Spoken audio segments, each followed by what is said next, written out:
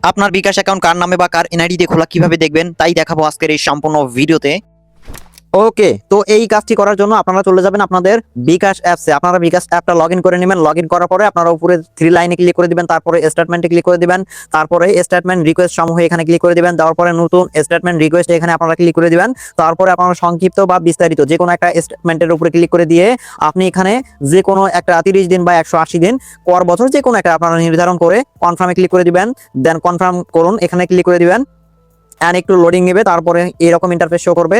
আপনার হচ্ছে যে স্টেটমেন্ট রিকোয়েস্ট অলরেডি সাবমিট করা হয়েছে, আমাদের একটু ওয়েট করতে হবে। কিছুক্ষণ ওয়েট করলে আমরা সম্পূর্ণ ডিটেল দেখতে পারবো। আপনারা চলে আসবেন ইনবক্সে আসার পর নোটিফিকেশনে ক্লিক করে দিবেন।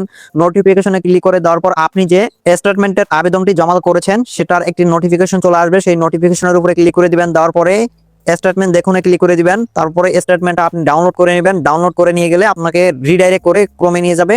তারপরে এটা কন্টিনিউ করে দিবেন। কন্টিনিউ করে দেওয়ার পর আপনার এখানে বিকাশ নাম্বারটি এখানে আপনি টাইপ করে দিবেন। সো আমি বিকাশ নাম্বারটি টাইপ করে দিচ্ছি। বিকাশ নাম্বারটি টাইপ করে দিয়ে আপনি ওপেনে ক্লিক করে দিবেন। ওকে, আপনার এখানে সম্পূর্ণ স্টেটমেন্টটি দেখা যাচ্ছে। সো আপনি এখন যদি এই কর্নারে একটু জুম করেন, জুম করলে দেখতে পারবেন যে বিকাশ অ্যাকাউন্টের পাশে যার নামে বিকাশ অ্যাকাউন্ট করা আছে তার নামটি উপরে দেওয়া আছে। এটা দেখে আপনি বুঝতে পারবেন যে কার নামে বিকাশ অ্যাকাউন্টটি খোলা আছে বা ক্রিয়েট করা আছে। আশা করি বুঝতে পারছেন। যদি ভিডিওটা দেখে একটু উপকারে আসে অবশ্যই আমাদের চ্যানেলটি সাবস্ক্রাইব করে পাশে থাকবেন এবং কি রিলেটেড আপনারা ভিডিও চাচ্ছেন অবশ্যই মাস্ট কমেন্ট করে জানাবেন। দেখা হবে নেক্সট পরবর্তী কোনো ভিডিও নিয়ে। সে পর্যন্ত সবাই ভালো থাকবেন, সুস্থ থাকবেন। আল্লাহ হাফেজ।